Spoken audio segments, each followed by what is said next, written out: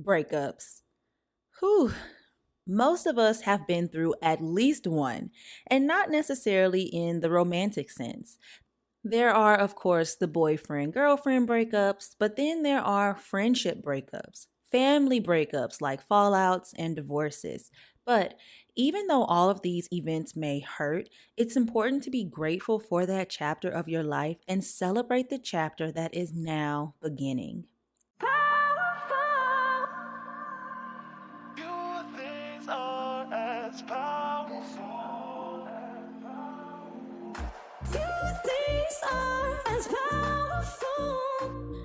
What is going on, beautiful people? You are listening to the Affirmations for Black Girls podcast, where we focus on personal growth and cultivating a healthy relationship with ourselves. I am your host, Tyra the Creative, actress, content creator, and mental health enthusiast. How are you guys doing? I know it's been a few weeks since you last heard from me, and I think it's time for me to let you guys in on why. So, first of all, I want to say thank you to everyone who has filled out the community form. You guys have given me a ton of insight on what you like to see on Affirmations for Black Girls, or actually what you like to hear on the podcast, and what more you'd like to see from Affirmations for Black Girls. And I cannot wait to start implementing some of those things. But the truth is, y'all, I am a one woman show. And if you did not know, I'm also a YouTuber and full time content creator who actually just recently picked up another freelance gig that takes up a lot of my time. And I just want to let you guys know that I see all of your messages. I see all of the things that you're saying about Affirmations for Black girls, and it really makes me smile. If you did not know, we do have a Twitter, and y'all, it is actually blowing up. People love the tweets that I have. So we have a Twitter. Go follow us. It is AFBG_podcast on Twitter, because Affirmations for Black Girls was too long because Twitter does not allow that many characters in your handle, but I digress on that. We have a Twitter. We also have a newsletter. So if you guys have not signed up for the newsletter, please go to my website, tiretheCreative.com/podcast, and you'll be able to sign up. We have affirmations that go out. We have just great additional resources for anyone who is looking to cultivate a healthy relationship with themselves. So definitely check that stuff out. But we're going to go ahead and jump into today's episode. And we're going to start off with the affirmation for the week, which is I am worthy of love from myself and others. Ooh, y'all, let's drop in. I am worthy of love from myself and others. I am worthy of love from myself and others. I am worthy of love from myself and others. Really believe it, you guys. Let's say it together. I am worthy of love from myself and others. I am worthy of love from myself and others. What does that love from yourself feel like? Really imagine what it feels like to love yourself. I am worthy of love from myself and others. Who, you guys. We are all worthy of love from ourselves, first and foremost. And we are worthy of love from others as well. So, y'all, fun fact about me I have had 3 major breakups in my life. And what I mean by major is, um, I've had 3 serious relationships so far that have ended, and it was very hard for me in those final moments and, the beginning of the breakup, grieving that relationship process, right?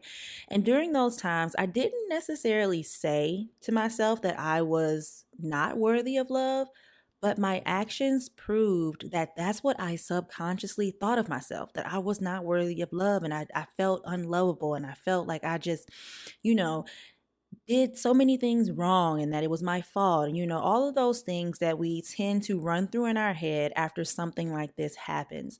And through reflection and therapy, I learned that I had to tackle those deep subconscious thoughts that were in my head on, because if I didn't, they would grow and alter my perception of myself in a very negative way. So I know that I'm not alone in this, and I noticed from my DMs and the community forum. And if you would like to sign up, or not sign up, but if you would like to fill out the community forum and tell me some of your thoughts of the podcast and the Instagram and the Twitter, I have included that link down below in the show notes. It'll take you about 5 minutes to fill out, and I really, really appreciate your feedback. So, actually, I had to do a video for a collaboration that I don't even know if I can talk about it yet, but I had to do a video, and I came across this game. The entire video was about alternative bashes. Like, people are starting to have divorce parties, breakup parties, quitting your job parties, because it's a trend that's becoming popular to teach everyone that there's always a moment to celebrate. Even though the moment may not be the most exciting for what it is, there's always something to celebrate in that. So I created this video where I created a breakup basket. And in that basket, I bought this game by We're Not Really Strangers. If you guys haven't heard of that, I'll definitely link it down in the show notes. But the first one I ever got was the Red Table Talk edition with 25 deep, deep questions. That one was super good. And then my boyfriend got me the Dating Couples edition for Valentine's Day, which is amazing as well. So if you are, in a new relationship, or even a mature relationship, as far as like you've been together for some time now, I think it's a great conversation starter. So we'll take the deck of cards when we go out on dates and answer a couple of the questions, and I really enjoy it. But I recently found out that they have a breakup edition. Now, I haven't opened this at all. We're going to go through this together, these breakup questions, because how the game typically works is you play with friends, maybe one friend, three of y'all, four of y'all, whatever. And you ask each other the questions that are in here. And they're typically, They're typically tiered. So they start from like easy surface questions and they get deeper as the levels progress. So we're about to jump into this. This is the bulk of today's episode. But before we start, I really want you guys to be in this with me.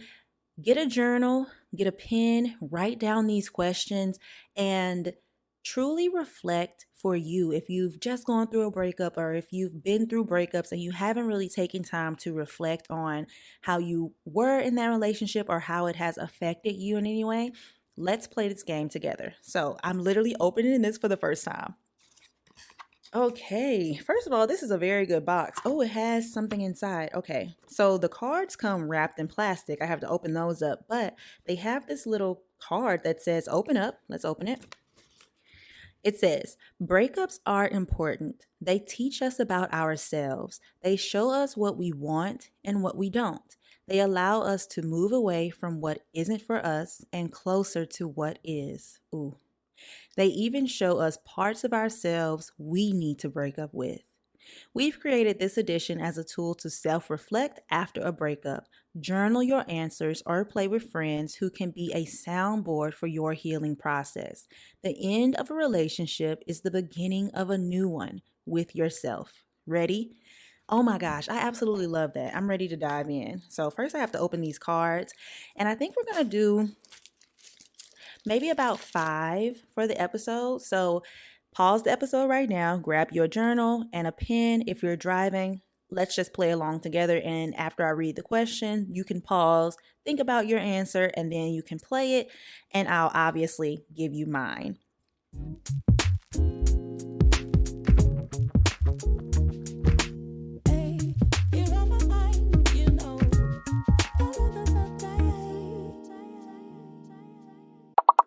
Let's talk about progress. Here at AFBG, we're all about embracing progress, big or small. We celebrate those little victories because they are just as important, especially on our journey to financial well being. Like setting aside savings each month, but still leaving room for that perfume you've been dying to have. Because here, we believe in treating ourselves, okay? And Chime is here to make that journey even smoother. My favorite feature Chime offers is Spot Me. It's fee-free overdraft up to $200, and you even get paid up to 2 days earlier with direct deposit. And let me tell y'all, it's like Christmas when that check hits early, baby. So say goodbye to those stressful overdraft experiences and hello to a financial institution that truly cares about your well-being. With Chime, you'll join millions of members working towards financial progress. Plus, there are no monthly fees or maintenance fees, and you get access to over 60,000 fee free ATMs nationwide.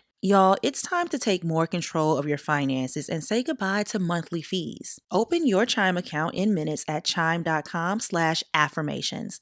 That's chime.com/affirmations. Chime feels like progress. Growing up, Black voices in media, though hard to come by, were my compass. Here at AFBG, Black representation is the very heartbeat of what we do. Representation isn't just about visibility, it's about carving out a space where Black stories can thrive and resonate. From pioneers like Oprah Winfrey breaking barriers on TV to amazing women like Viola Davis, Octavia Spencer, and Taraji P. Henson, who showed me that Black girls can command the screen. These Black faces and voices have been a guiding light in my life, not only by entertaining me, but also educating me and empowering me. And now, NPR brings you the next generation of influential Black voices in their new collection, Black Stories, Black Truths. Every episode is a living account about what it means to be Black today, each told from a unique Black perspective that is as nuanced as the Black experience itself. From Bobby Shmurda to The Wire, Michelle Obama to reparations, there's no limit to the range of Black stories, Black truths. I recently listened to the episode titled For Black Men, Barriers to Mental Health Care Can Be Complex, and I love how the host seemed to create a safe space for discussing these complex barriers Black men face when accessing mental health care. It was very refreshing to hear the classic NPR vibe, but with a soulful twist. Black perspectives haven't always been centered in America's story, but now they are the story because stories should never be about us without us. Listen now to Black Stories, Black Truths from NPR, wherever you get your podcasts. Fun fact about me, I'm not a big drinker, and the older I get, the more I look for new ways to relax. If you're like me, consider Recess Mood, a healthier alternative to alcohol. Y'all already know self-care is essential here, and we are being more intentional with the things we put into our bodies. Recess Mood is a magnesium and adaptogen infused sparkling water with real fruit goodness, only 20 calories and no added sugar. It enhances your mood and helps balance stress for that calm, cool, and collected feeling. And don't even get me started on the flavors, y'all. Strawberry rose, raspberry lemon, grapefruit tangerine. They are all very good, but right now, the raspberry lemon is my absolute fave. So you deserve a healthier way to unwind, and Recess Mood is offering you 15% off. So head to takearecess.com/affirmations and treat yourself to a more relaxed, guilt-free you. And you can also find the link down in the show notes below. Okay, so we're not even gonna. Oh, this one, you guys, is different. There's no tiers to this one. They all just say breakup edition. So I'm just gonna start right now. Okay, question number one. What has helped you heal from a heartbreak in the past besides time and meeting someone new? Ooh, what has helped me heal from a heartbreak in the past? I think one of the biggest things that definitely helped me heal from my last relationship, which I was in for 5 years. And I knew from, honestly, you guys, the jump that this was not my husband, but I just stayed because I was scared to be alone. I was, I wanted to be with somebody and all of that stuff. Something that helped me heal was to remember the things that I loved before I entered this relationship, because there were a lot of things that I stopped doing once I entered that relationship. And it wasn't necessarily because of him or, any of that stuff. It was just that I got consumed by the relationship. So after that relationship ended, I, let's see, I started baking again. I'm a pastry chef, so I started baking again after that relationship. I also started doing a lot of DIY projects. Now, I've always loved DIY projects like around the house and that kind of thing, but and it's weird because something that happened like in the relationship, I would always like ask him for help with these projects and he didn't really want to do that. He wasn't interested in it. And for me, that like upset me. I was like, "Ugh, I wish you were interested in these things." So that kind of put in the back of my mind, okay, he's probably not interested in these things that I'm doing. Let's try to find things that we're both interested in. So that's how it came about. But I started to dive back into what made Tyra happy. So the very first thing I did was take a solo trip to San Diego. Absolutely loved it. I went to the zoo. I went to my favorite eatery, which is called Payway. Y'all, Payway is so good. It's like an Asian fusion diner situation. Everything on the menu is so good. But I just started to do that, and that really helped me heal. And another thing that helped me heal was to reflect and really think about how I felt in that relationship and doing things by myself and falling in love with Tyra and remembering what Tyra loves and figuring out who this new version of Tyra is, because I'm not the same person I was those 5 years ago. Figuring out what makes me happy now. And I think those are some of the best things that help me heal outwardly. Also, praying and spending time with God, worshiping with God. I know at the end of our relationship, I just uh, started playing worship music, and y'all, song after song, I just felt it. It just like it was perfect for the situation. I was like, okay, God, I hear you, and now it's giving me strength. And even through all of that, I've just gotten so much strength from diving into the Word of God and doing things that I love and just putting myself first, honestly, because it's not something that I did. Okay, question number 2. What advice would you give a friend or loved one going through a similar situation as you? You guys, I actually just had to do this. So I do have a friend who is going through something very similar to what I have gone through in the past. And the biggest piece of advice that I could give to you guys, that I gave to her, or that I felt was the biggest piece of advice, was that you cannot wait to move on with your life until you feel ready, because there's no feeling ready. You have to be that person, or you have to be that girl before you actually feel like that girl. It's not going to be a magical day where you wake up and say, "Oh, I'm all better. I'm all healed. I'm over it. Let me go out here and be a boss. Let me go out here and do everything that I want to do." It's not going to be that. There's going to be times where a thought crosses your mind or something reminds you of that past relationship and you may need to cry. Girl, cry right now. Get it out right now, but wipe them tears when you're done. Take a deep breath, take a moment to gather yourself, and keep going about your day and give yourself grace. I know one of the biggest things, not my past relationship, but a relationship that ended for me in 2015. I was so frustrated with myself when I was crying. I was so frustrated when I felt sad because I was like, Tyra, it's been a year at this point and you still crying over this boy. You need to stop. And you cannot do that to yourself, because you have to remember you are grieving a loss. You are going through the grief process, and that looks different in different situations. Even for you, you may take less time to grieve the loss of something else versus this relationship. You know what I mean? Because you also have to wrap your mind around the fact that it isn't going to end up the way you thought it was. For example, I thought I was going to marry that boy, right? I was also young, I was like 20, 21, whatever. And you couldn't tell me that I wasn't going to marry him. And when we broke up, my world just shattered because in my mind, that's where we were headed. And I just couldn't grasp the idea that it was not going to happen.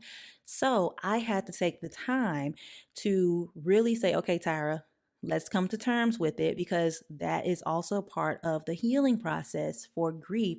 You have to come to terms with what has happened. You have to accept it. And it took me a while to do that. So you have to get up and move forward with your life, even though it may hurt, even though you may not feel up to it, even though you want to lay in the bed all day and cover your head and not do anything and just cry. Give yourself a couple of days to do that, or, however much time you need. I'm not even going to put an exact time frame on it, because relationships are different, and I also don't know the ins and outs of your relationship. Something traumatic could have happened. Something very bad could have happened to the other person. It could have just not been a breakup. You could have lost that person. So I'm not going to put a time frame on it, but give yourself some time. But once you have that little inkling of, okay, we need to get up and continue living our life, because life is precious. I have things that I need to accomplish. People are depending on me. Once you have a little gleam of that in your heart and in your mind, use that little gleam to motivate you and help you get up out of the bed and do what you need to do, you guys. So that's the biggest piece of advice that I would give. I think in addition to that, just to, give at least one more piece of advice, you do not have to wait until you hate someone or you're mad with them to get them out of your life or to walk away from that relationship. And that is something that I had to tell myself. I was like, Tyra, you don't have to hate this boy. You don't have to be mad. None of that. You just have to put you first, because I know for a fact I was like, okay, well, I don't hate him, or, all these things. No, don't wait for that, because you don't want to have that negativity in your heart in the first place. So assess the situation. Is this the best situation for me? Is this the best situation for him? Is this the best situation for us together? Go off of that. Don't go off of how much you hate the person. Like that's very unhealthy to do. Okay, question number 3. I think I'm going to do about 5 questions for today. So, question number 3. What did your last relationship make you appreciate about yourself? Ooh, what did my last relationship make me appreciate about myself? I have to think on this one, y'all. And I think why I have to think about it is because in my last relationship, I think we trauma bonded. He was in a traumatic relationship before us, and I still wasn't over my last relationship with my previous boyfriend. And it was because of what I just told y'all. I couldn't wrap my head around the idea that I wasn't going to marry him. So, something that I appreciate about myself from my last relationship, I think the biggest thing that my last relationship taught me was that I am stronger than I ever thought mentally.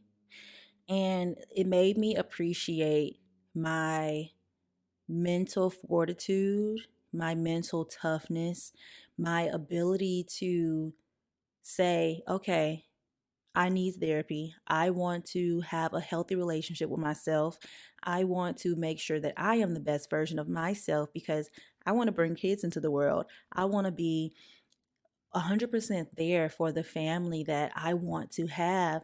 And I think that's what my last relationship made me appreciate about myself a little more, because I learned that I don't have to know everything, but if I don't know everything, especially mentally is what I'm referring to, but if I don't know something mentally, there are always resources. So I started to go to therapy. I started to really dive deep into my thought processes and really pay attention to the things that made me uncomfortable, or the things that frustrated me, or the things that just seemed impossible for me to overcome, and I started to tackle them head on. So I started to appreciate my tenacity. I started to appreciate my dedication to becoming the best version of myself.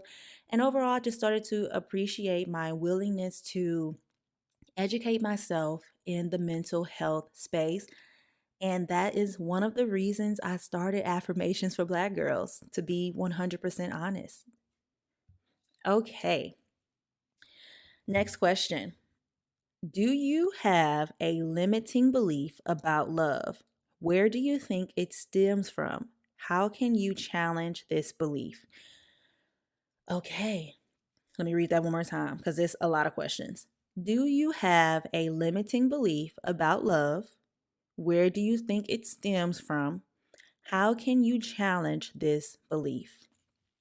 Okay, so if you don't know what a limiting belief is, it is a belief that limits you. But it's something that you believe that is holding you back from experiencing the fullness of an idea. So in this specific example, if you have a limiting belief about love, it's stopping you from experiencing the fullness of love. And a limiting belief about love can be anything like, oh, men don't love me, or men will only love me if I am a housewife. You know what I mean? Limiting beliefs can be anything like that. So I think that I did have a limiting belief about love. I don't think I have it now because I've done the work and I have reflected and I've talked to my therapist and all of those things. But the limiting belief that I had about love, especially in all of my previous relationships that I have just realized and just overcame, is that you allow love to happen to you. And what I mean by that is, in my previous relationships, I would never challenge him.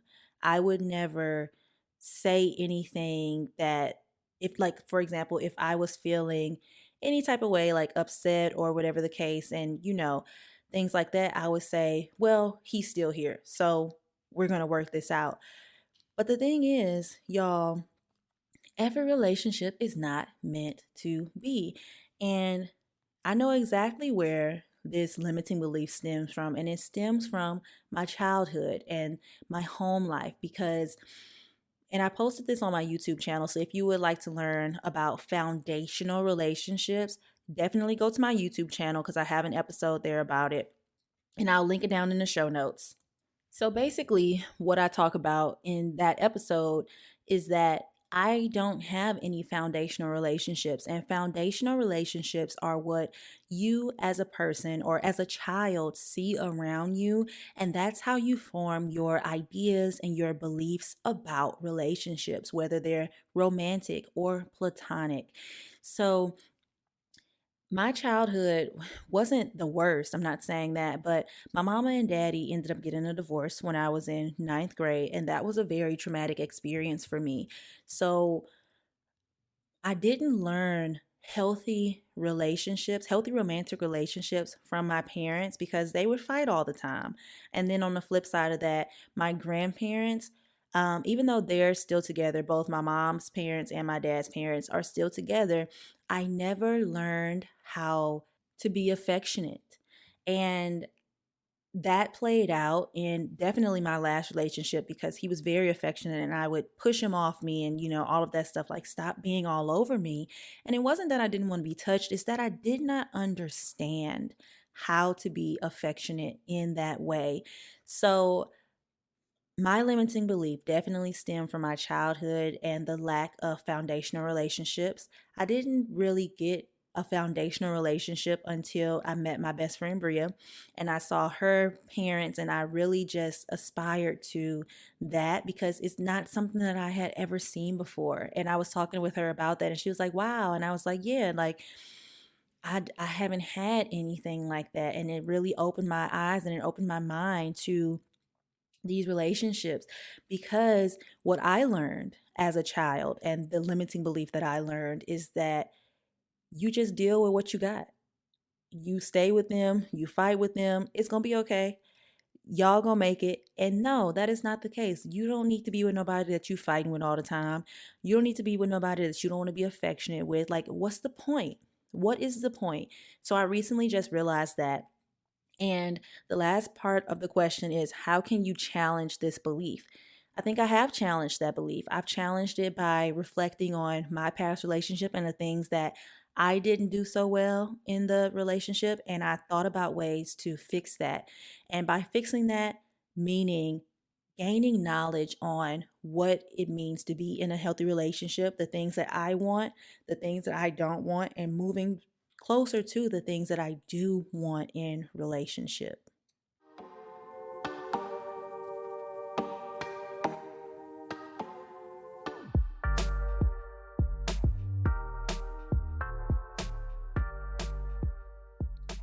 Whew, we've been talking a lot, you guys. Actually, let me take a sip of this Celsius. Now, this episode is not sponsored by Celsius, but I absolutely love them.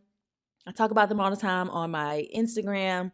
But if you do not know what a Celsius is, it is like a healthy energy drink, zero sugar. It's very good if you're gonna go and like do exercises and stuff. But I like to have them on mornings where I have a lot of filming to do and things like that. I also have one after my workouts. I prefer them after my workouts than before. Don't know why. It's just what works for me. But I'm drinking a tropical vibe one with starfruit and pineapple, and y'all, it is so good. So you can get them at like Target, Kroger, places like that. I've even seen them at Walmart. But get you a Celsius. Let me take another sip before we get into our last question. Are you ready to take charge of your wellness journey? Introducing Equilibria's Daily Women's Microbiome Defense, the ultimate 3-in-1 capsule for digestive health and gut barrier protection. Made by a woman-owned wellness brand, Equilibria ensures you're never alone on your path to well-being, offering personalized one-on-one support. EQ's microbiome defense is not just any probiotic supplement. It's carefully crafted with probiotics studied specifically for women's health, supporting digestion, immunity, and even skin health. Plus, with consistent use, you'll notice improved energy, mood, and radiant skin. I'm most excited about overall gut health. As I get older, I'm realizing the importance of a healthy gut, and EQ's microbiome defense makes it easy. Are you ready to experience the benefits firsthand? Head to myeq.com and use code AFFIRMATIONS for 15% off Equilibria's microbiome defense and much more. That's myeq.com and use code AFFIRMATIONS at checkout for 15% off site-wide today. So good. Okay, last one. Ooh, I think this is a great one to end on. What validation are you seeking from a partner? How can you give it to yourself? Oh, wow. Um, First of all, I want to say I don't necessarily think validation in a relationship is the worst thing. I think the problem comes in when you don't give that validation to yourself and you just want it from your partner. But I think for me, the biggest thing that I seeked validation in my previous relationships was just the fact of being loved. Have you ever heard of the term fishing?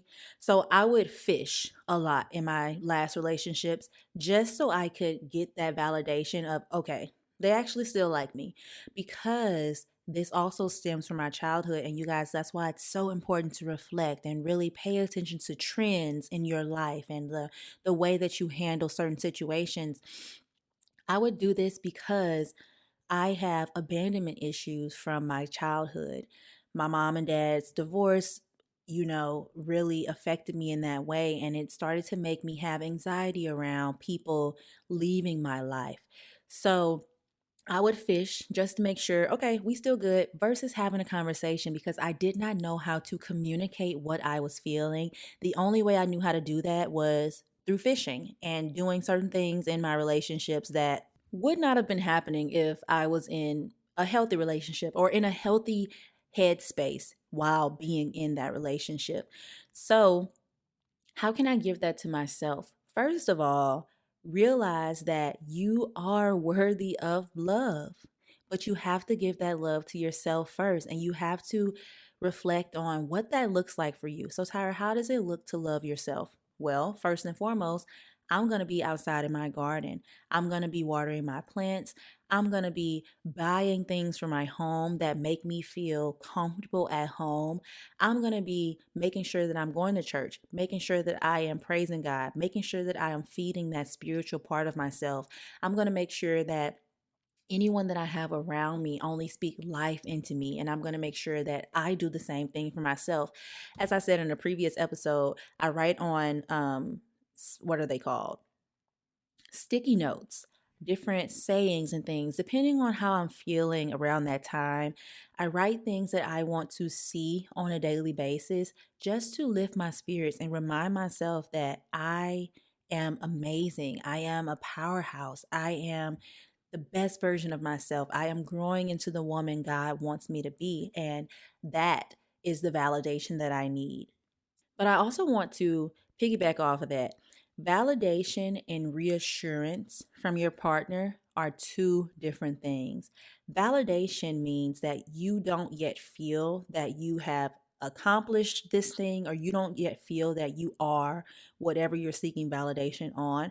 But reassurance is when you are being reassured that this is what is. Now, there is a healthy amount of reassurance, and I don't know, it may be different for different people. I'm not an expert in it, but I don't personally think reassurance is a bad thing. You guys, we have made it to the last question. I hope you guys had time to write all those down. I hope I could provide a little bit of insight from my life that could help you through your healing process. Now, if you enjoyed these 5 questions, like I said, I put the link to the card game down in the description box, but we are actually going to be going through this entire deck together. And the way you can join in on the fun is by signing up for our subscription service. So, Affirmations for Black Girls does have a subscription. You already heard it in the ad, but for the next few weeks, we're going to be finishing this deck together. We're going to be doing about 5 questions each week, and you do not want to miss out. So get your journals, get your pens, and let's go through this breakup deck together to reflect and just become the best version of ourselves for our future partners.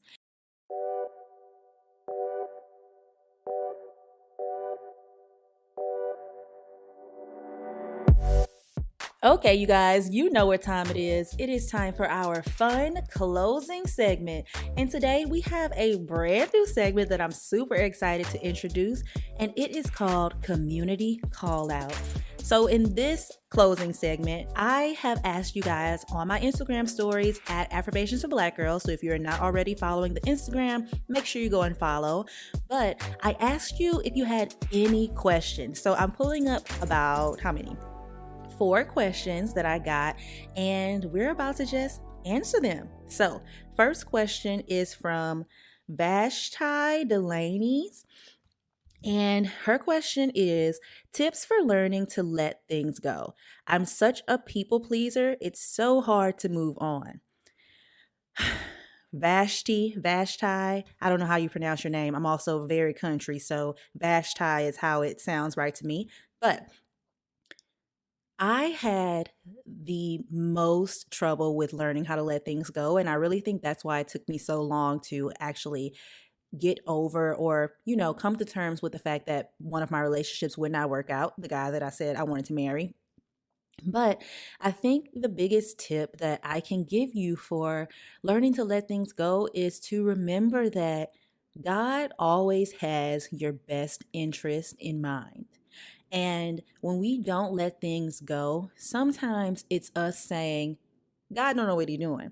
And that isn't necessarily a bad thing, but when I started to think about it in that way, it gave me a little bit of clarity, and it also helped me relax a little about things that I was worrying about, because that's what it really is.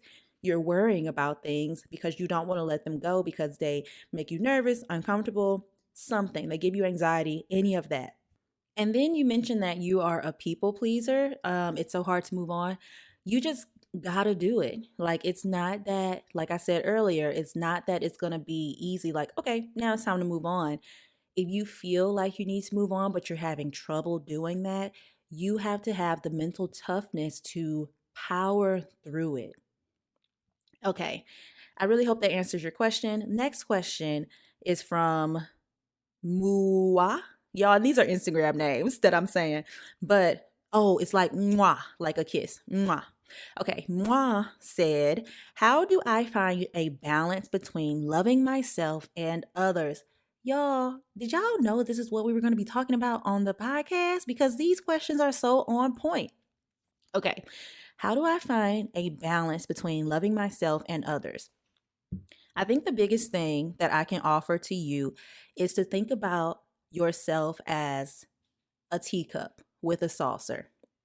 Now, you have to make sure that your cup is always full, and you have to give to people around you from your overflow. So, any of the liquid that's coming out of your cup onto your saucer, that is what you have to give to others. So, if you're feeling a little down, if you're feeling um, a little burnt out, you have to do things that are going to fill up your cup.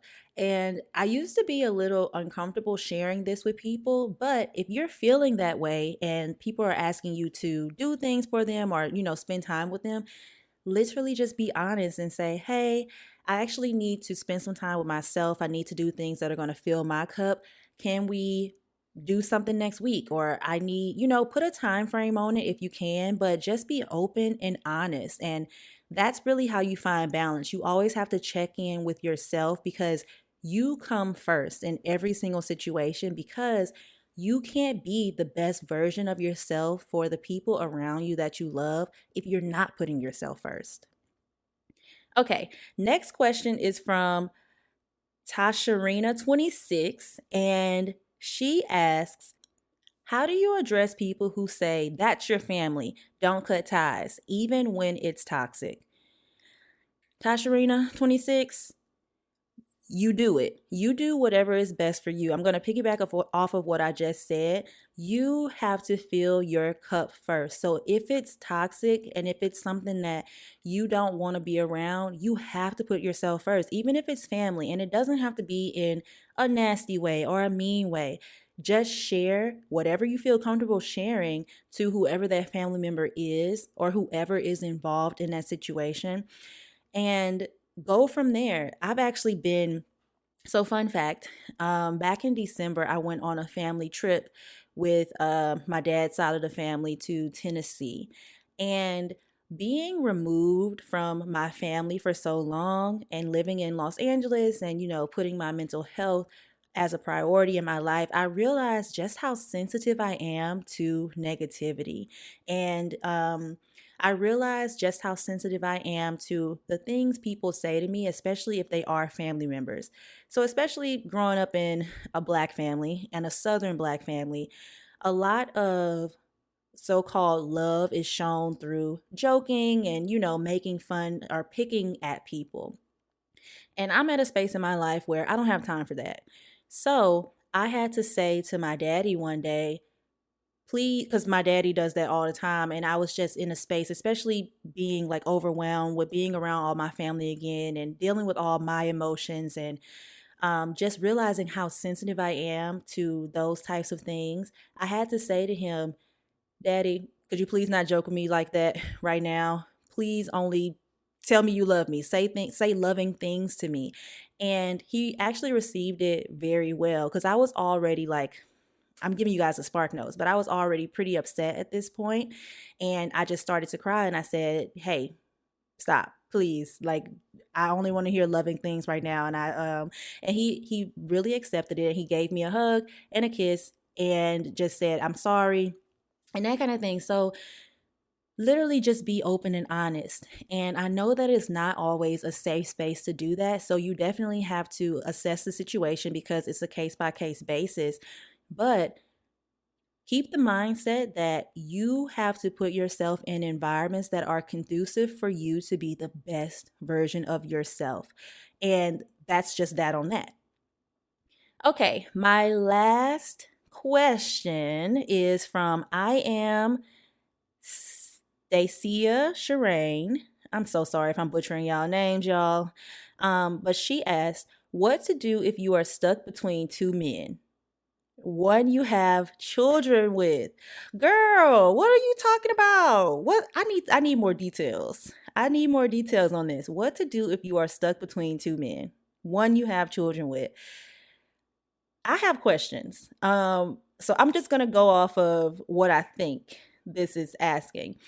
So I'm assuming that you are saying that you are in love with these two men, one you have children with, and maybe the one that you have children with, you are thinking, man, maybe I should be with them, maybe for your kids' sake, or maybe y'all have a long relationship. The best thing I can tell you in this situation is to make a list.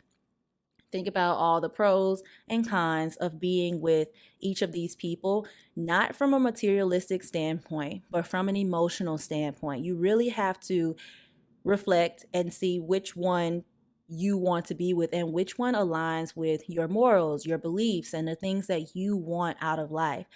For example, if one of the men wants to travel and do extreme sports for the rest of his life and doesn't want to settle down, how is that going to work if you have children? You know what I mean? So really just make a list and check it twice and figure out what's best for you, because it honestly may end up that it's not even these two men. Like, you never know, but you always have to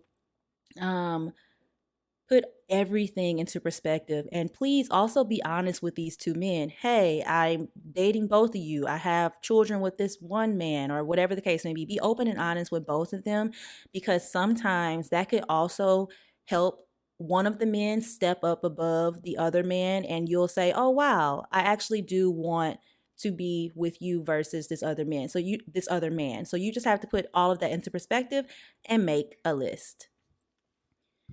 Okay, you guys, we have made it to the end of this episode. I really hope you guys enjoyed it. One of the biggest things that you all have been saying in the community forum, is that you want longer episodes. Now, in order for me, because I want to be transparent with you guys, because I actually attended this podcast webinar, and the instructor said that it's very important to be very transparent with your audience. So you guys want longer episodes. I'm trying to give you longer episodes, but the biggest thing about me being able to give you longer episodes is that there's going to be minimal editing. And for me, I don't really like to hear a lot of ums and dead space. But in order for this to work for the longer episodes, there may be a little more of that in each episode. But with that being said, that is all that I have for you today. Thank you for listening to the end, and make sure you join us again next week. And don't forget to subscribe, rate the podcast, leave us a review, because I literally read all of them, and follow us on Instagram at Affirmations for Black Girls, and on Twitter at AFBG_podcast. Thank you guys so much for listening, and I will talk to you again next week.